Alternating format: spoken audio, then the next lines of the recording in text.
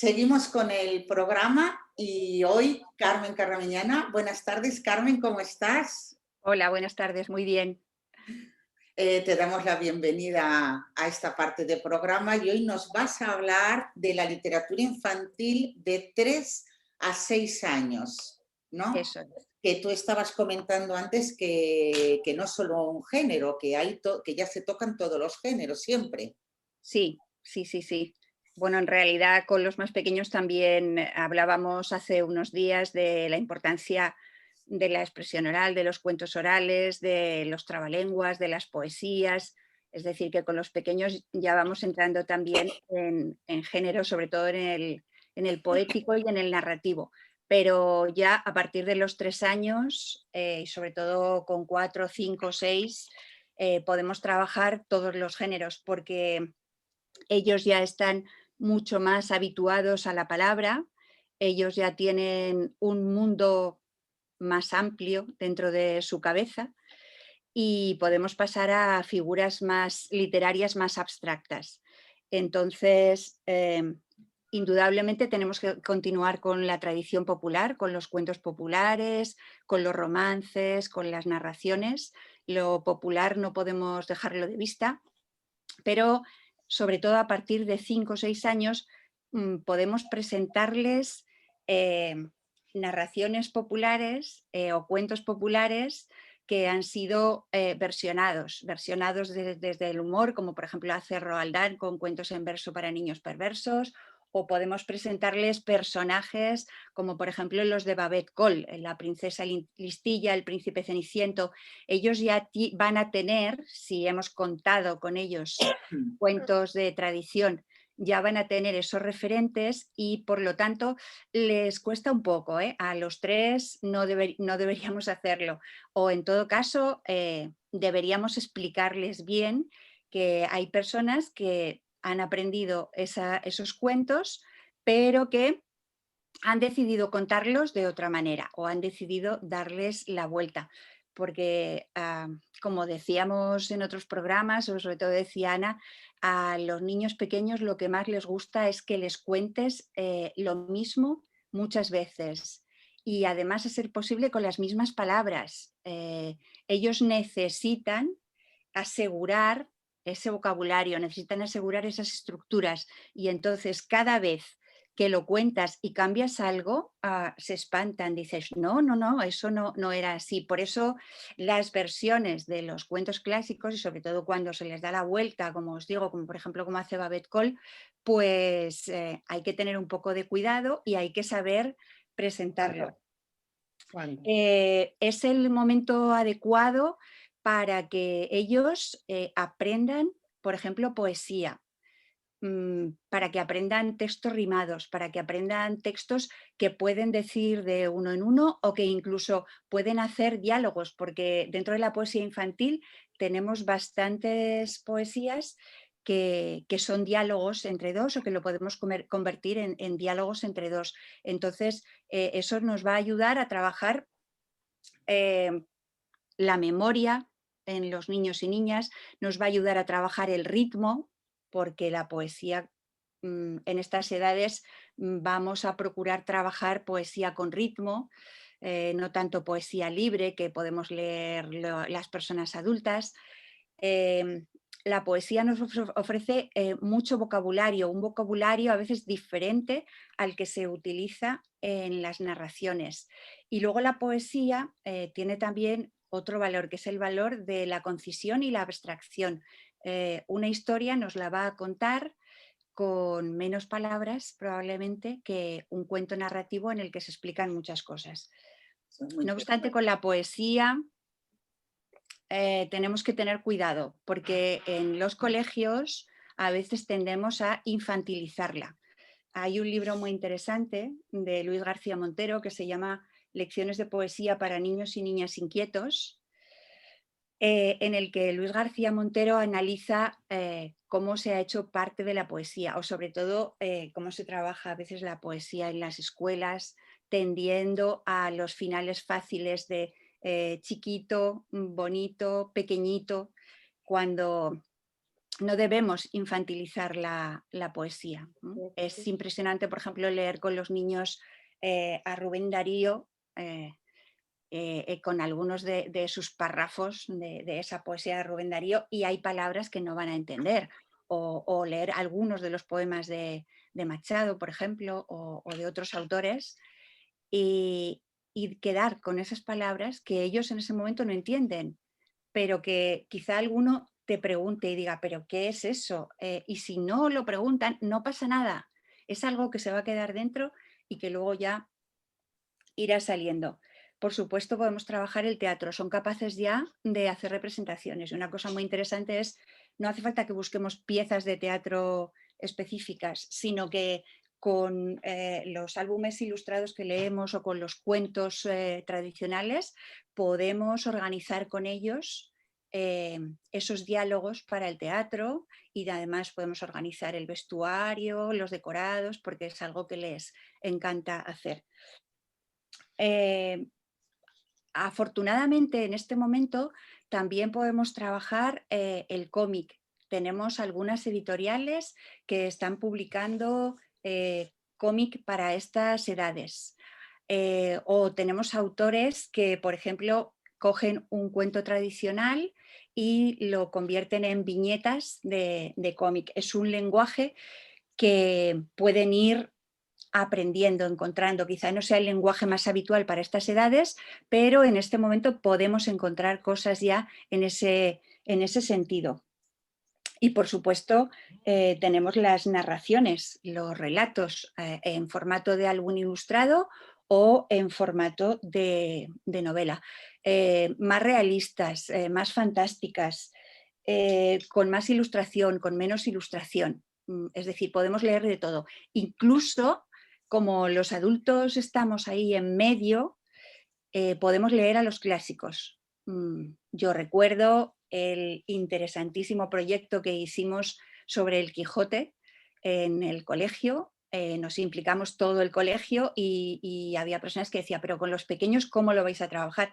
Claro, indudablemente no leímos el Quijote de cabo a rabo, sino que seleccionamos una serie de episodios. También pusimos a su alcance algunas versiones adaptadas, pero cuando nosotras leíamos el texto original. Vale. Y Bueno, te hago unas preguntas. sí, Cuando tú, digamos, cuentas o explicas estos libros de literatura infantil, se consigue, lo he visto, se consigue silencio en la clase. Los niños están como si estuvieran en el cine o en el teatro, tienen atención, están interesados. Esto es la experiencia que vosotros llamáis leer juntos. ¿Nos puedes explicar esta experiencia?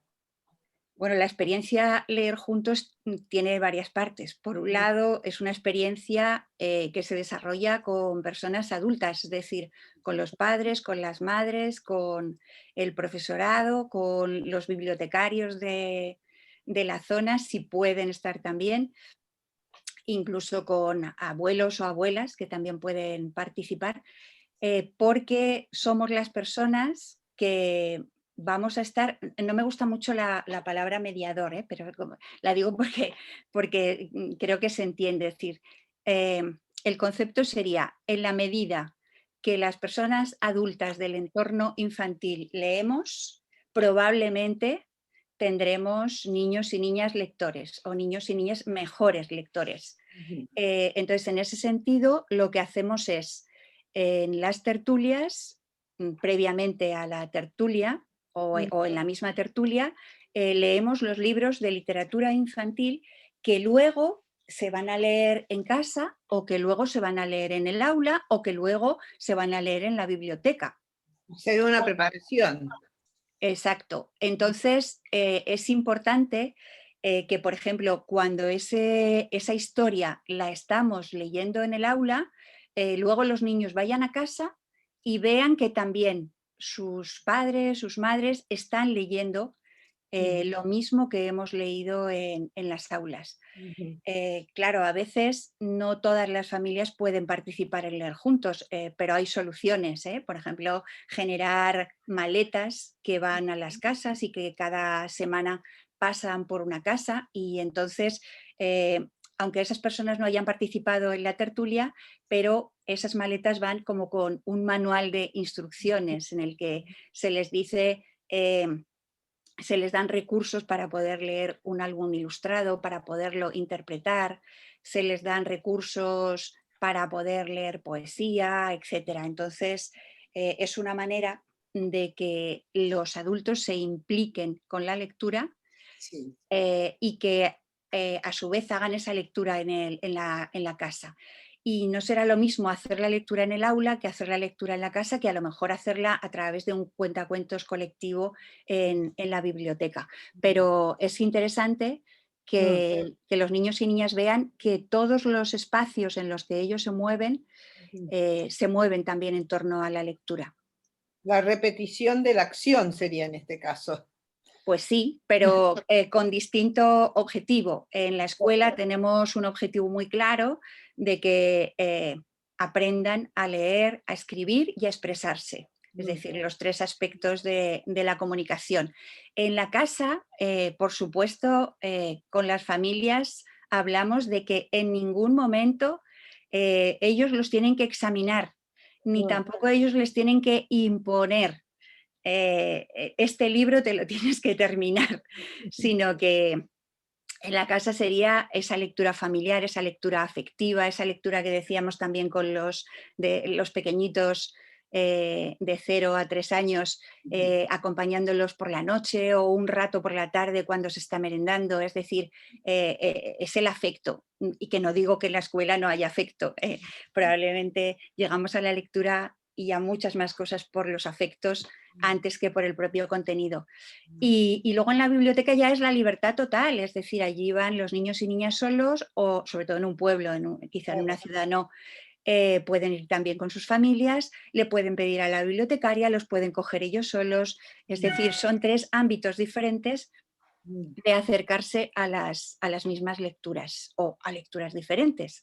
Bueno, una vez que se acaba la lectura en clase, vamos a ponernos en un contexto determinado, Muy bien. cerramos el libro y ¿qué Ujú. hacen los niños? Bueno, a veces no hacemos la lectura toda seguida, porque una de las cosas importantes que vamos a aprender en literatura es todo el tema de la predicción.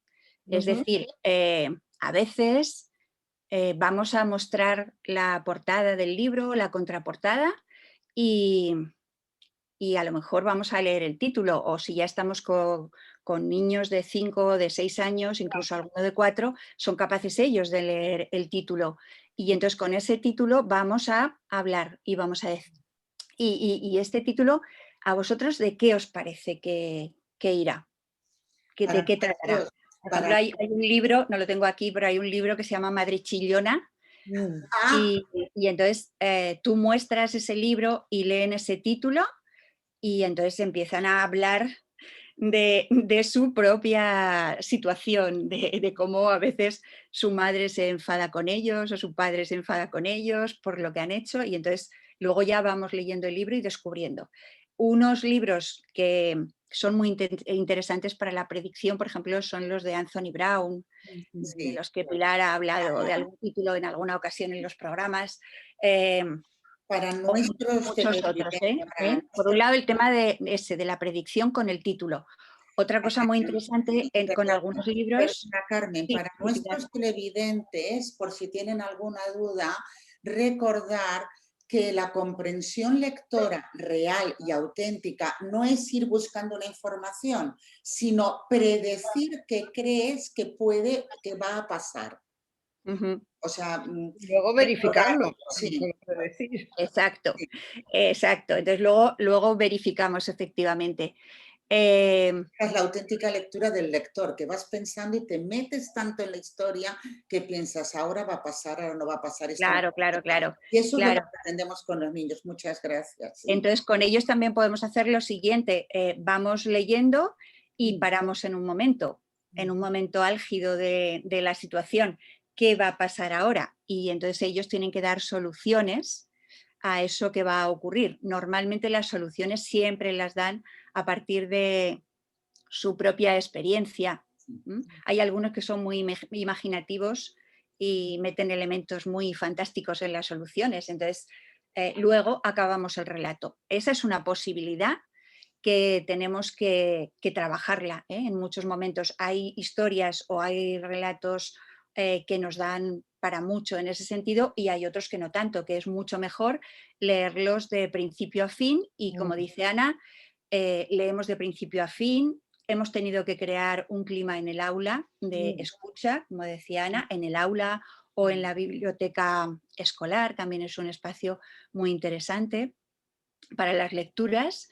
Y al terminar el libro, que si es posible, si el libro tiene texto, yo recomiendo leer el texto. Por ejemplo, hemos podido leer el texto y no ver las ilustraciones. Entonces, hablamos de lo que nos ha dicho el texto, de qué hemos entendido, de qué no hemos entendido, si tiene relación con algo, si hay alguna palabra extraña que nos ha llamado la atención. Sí, he hecho una recopilación de libros porque a nuestros televidentes les entusiasman las listas y poesías de Machado. ¿Me puedes dar un ejemplo para esta edad?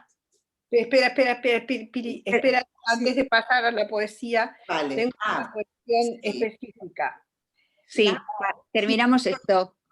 Sí, por ejemplo, con ese libro que hemos leído y no les hemos enseñado imágenes, aunque tuviera, una segunda lectura es volver a leerlo, pero entonces mostrando las imágenes. Y claro, aquí con los álbumes ilustrados pasan cosas muy interesantes. Un álbum ilustrado puede mostrarnos un texto que tiene que ver exactamente con la imagen que vemos. Un álbum ilustrado, y claro, luego dependerá, o sea, un mismo texto, por ejemplo, si es una adaptación o si han cogido un cuento popular, es muy diferente la manera de presentarlo de unos ilustradores a otros. Yo me gusta, por ejemplo, coleccionar libros de Caperucita Roja o de algunos, de Alicia en el País de las Maravillas, por ejemplo. Y entonces hay libros de Caperucita Roja que, según quien los ha ilustrado, presentan un terror tremendo, y sin embargo hay otros que lo que hacen es dulcificar la historia. Entonces es muy interesante también que los adultos sepamos buscar ilustraciones diferentes para una misma historia. Pero hay que ver esa ilustración. Y luego hay otros textos que una cosa es lo que nos dice el texto y otra cosa es lo que nos dice la ilustración. Bueno, eso voy. Los contrapuntos. ¿Cuántos cuentos? Porque yo no he encontrado muchos. O sea, he encontrado algunos que la ilustración relata una historia y el texto relata otro. Y son súper interesantes para trabajar con niños. Exacto, sí. ¿Puedes ponernos un ejemplo de contrapunto? Pues ahora mismo no me había preparado un ejemplo de contrapunto, ya que vaya. No dejes el papel. Por ejemplo, un ejemplo de contrapunto sería el libro de Anthony Brown, Voces en el Parque. Voces en el Parque, exacto. En Voces en el Parque tenemos 4 personajes. La madre de un niño que es muy tímido. Por otro lado, el padre de una niña que, todo lo contrario que el niño, es muy extrovertida. Y además tenemos 2 perros. El perro de una de las familias y el perro de la otra familia. Y entonces en esta historia es muy interesante ver cómo todo el entorno que Anthony Brown plantea tiene que ver con cada uno de los personajes y cómo la misma realidad se vive de diferente manera. Claro, para trabajar perspectiva, fantástico. Exactamente, para trabajar la perspectiva es estupendo. Pero como los lectores, hay algunos momentos en los que estamos viendo, pero aquí están ocurriendo cosas que no me dice el texto. Sí. Están ocurriendo cosas porque, por ejemplo, está hablando la madre o está hablando el padre, pero a la vez vemos qué es lo que ocurre con los perros, qué es lo que ocurre con el niño y la niña. Y mientras el padre y la madre de cada uno tiene una dinámica muy distinta, los niños van intentando hacer otra dinámica. Ese, por ejemplo, sería un libro, pero hay algunos libros. Más sencillos. Sí. Disculpad que no recuerde ahora el título, porque es que Ya lo tampoco sé, tengo el luego libro, los podemos pero comentar. hay un libro muy interesante en el que se habla de la madre y entonces el niño va diciendo cómo es su madre y en las ilustraciones vamos viendo todo lo contrario. Es una señora que va despeinada o una señora que hace cosas muy estrambóticas. Entonces, ese tipo de libros sí, son muy interesantes. Muy Y luego interesante. hay otros libros también muy interesantes, como por ejemplo El calcetín de los tesoros. Es un libro que hay que encontrarlo en bibliotecas. En este momento está descatalogado, pero es muy interesante. Yo lo he contado muchísimas veces porque, por un lado, tenemos la historia de la niña que llega a su casa con un calcetín lleno de cosas, un calcetín que se ha quitado de su pie. Ah, sí, sí, ya lo Y conozco. entonces la madre le dice, pero ¿dónde vas con ese calcetín? ¿Dónde vas medio descalza? Y la niña le dice, es que he encontrado unas cosas interesantísimas. Y entonces va sacando cosas, y entonces va sacando una bola de cristal, va sacando un botón y vamos viendo cómo la madre interpreta todo eso. Y cuando la niña, por ejemplo, saca un pañuelo sucio, pues la madre se pone una pinza en la nariz y le da mucho asco y ve todo lleno de microbios y sin embargo la niña, todo lo contrario, piensa que es una tela maravillosa o la canica que ha encontrado cree que es una bola de cristal, llega hasta encontrar una dentadura postiza. Entonces tenemos cómo la niña ve sus tesoros y cómo los ve la madre, pero la madre le iba a dar de comer al perro. Y cuando la niña se presenta con todo eso y le empieza a explicar todo el recorrido que ha hecho y todo lo que ha encontrado, el perro se encuentra con que ya no le van a dar de comer. Y entonces el perro va con la lata y le está diciendo a la madre que quiero comer, intenta abrir la lata de varias maneras y no puede. Bueno, es otra historia que no aparece en el texto, pero aparece en la narración. Claro, Y sí. entonces es interesantísimo ese libro por todo lo que podemos ver, ¿no? De Estoy pensando narración, ahora también en otro libro como por ejemplo el de Guille y los miedos. ¿cuál? Sí, En Guille y los miedos, Ah, el sí, miedo, que es un tema que interesa mucho a las criaturas, Guille tiene mucho miedo a dormir porque oye ruidos por la noche y entonces Guille se imagina cosas, se imagina monstruos, se imagina seres que se lo quieren llevar, que se lo quieren comer y luego descubrimos que lo que allí ha ocurrido es que sonaba la lavadora o hacía ruido el frigorífico, etcétera. Es decir, ruidos cotidianos, pero que en la mente infantil y sobre todo en la noche se pueden convertir en ruidos malignos. Entonces, como claro, es muy interesante descubrir ese tipo de álbumes en el que efectivamente el texto es una cosa y las imágenes te aportan muchísimo más. Son como muy decías, enriquecedores sí. este tipo de Y, álbumes. y como decías el otro día, ayudan al niño a hablar también de su vida. Que lo Sí. digo. De narración, ¿qué libro así, como algún ejemplo de libro tipo narración, no de narración álbum, sino de narración tipo novela adecuado para esta edad? Que tome nota yo para nuestra lista. Eh, Pues, por ejemplo, hay algunos libros, como hay un libro de, bueno, a mí me gustan mucho los libros de Ole Lund Kierkegaard y ilustrados por Maurice Sendak. Bueno, ahí hay ilustración, toda la serie de Osito, por ejemplo.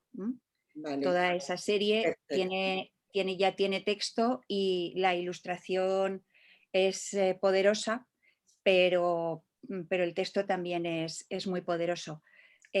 O, por ejemplo, pues un libro de un autor español, Gonzalo Moure, que se llama Nacho Chichones, por ejemplo, que está muy cercano a lo que a ellos les pasa, porque es un niño que se da muchos golpes, porque le gusta hacer cosas en las que se pone en peligro.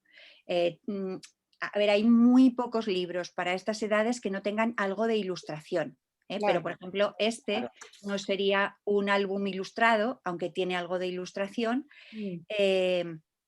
Tiene mucho más texto y lo que pasa que sí que es verdad que al tener más texto tiene que estar acompañado de los adultos.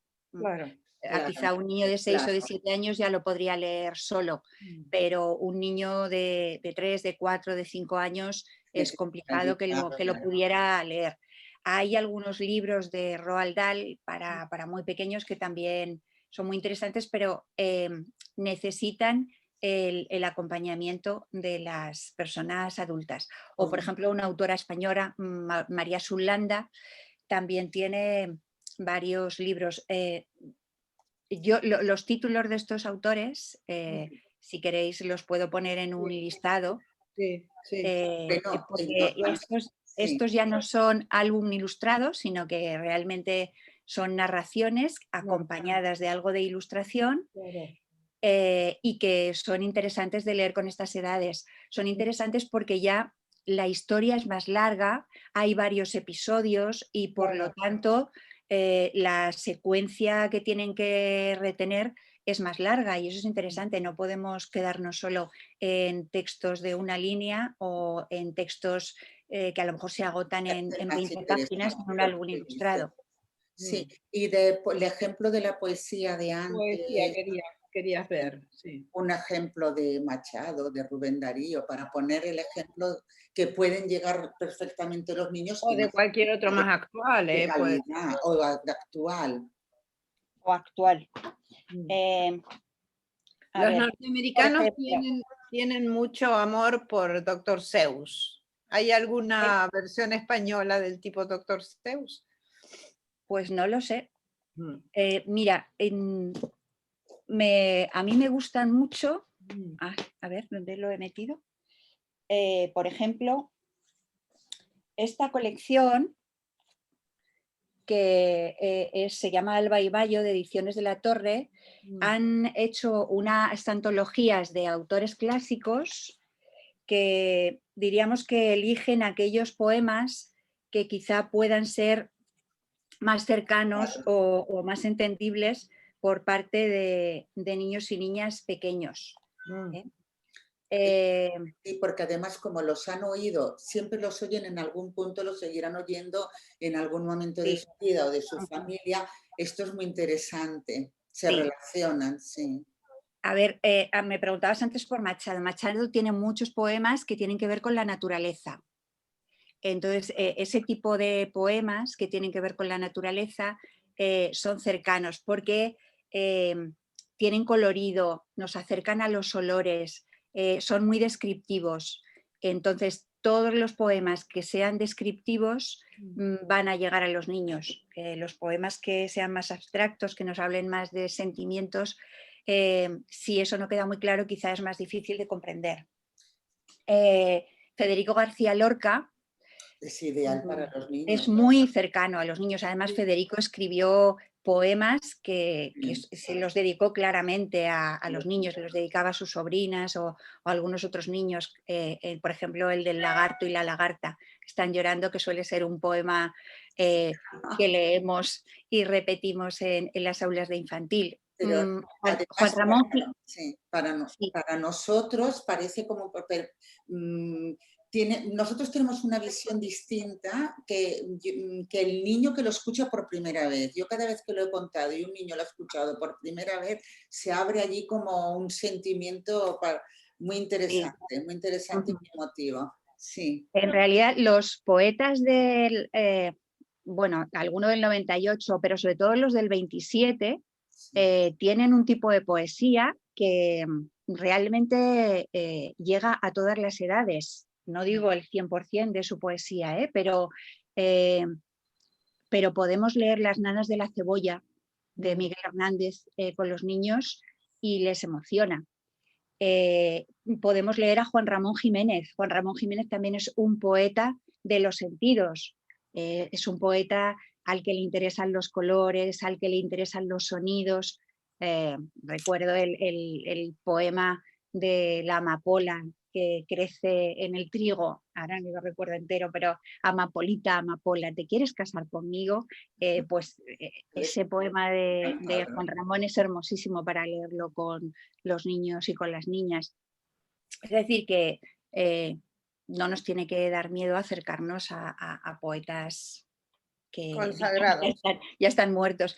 Pero, por ejemplo, yo recuerdo también un proyecto sobre la época medieval que hicimos todo el colegio y entonces una de las cosas que hacíamos es trabajar romances. Buscamos romances como el del Col de Arnaldos, por ejemplo, que no fueran muy largos y que sí que narraban una historia. Entonces, ese tipo de romances también llegan mucho a los niños porque en realidad son historias, son cuentos, pero además tienen el añadido de la rima, ¿no? De la musicalidad. Claro. Hablando de eso, ¿qué piensas tú del rap? Muy interesante. Mira, os iba a enseñar un libro, se llama Niños Raros. Pues, vale. No este es un autor contemporáneo. Pero solo justo para enseñarlo.